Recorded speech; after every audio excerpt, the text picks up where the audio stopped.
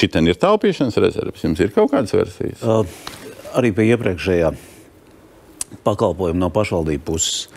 Mēs skatāmies uz nākošo gadu, kad sociālajie pakalpojumi, kas pašvaldībām jāpērk, pieaugs par 10%. Kur ņemt naudu? Protams, tā ir tā taupība, kas ir bijusi arī iepriekš. Pagājušā nedēļā tiekoties ar Valsts pārvaldes un pašvaldību komisiju, mēs izrunājām, un šodien es aizsūtīju šo komisiju 28 lapas ar dažādiem priekšlikumiem, ko varētu nedarīt. Nedarīt vai dubultā nedarīt, lai taupītu līdzekļus.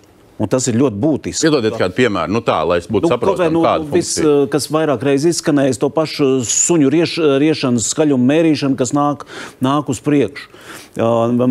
Dubult kontrolas mehānismi. Vakardien Valmierā bijām, kāpēc ir skolā, kura 60 gadus ir strādājusi, šobrīd ir jāmaina ugunsdzēsējiem visas durvis un jāliek ar aizvēršanos. Varbūt tas nav tas pirmā nepieciešamība, kas ir jādara. Vai arī to pašu, protams, ir vajadzīga tvertnes, kur ņemt ūdeni arī nelaimes gadījumā ugunsdzēsējiem, bet vai to drīkst darīt privātajā teritorijā? Arī šodien mēs Finanšu ministrijā runājam, ka būtībā tās ir lietas, ko noteikti var atlikt un nav taupības laikā jādara.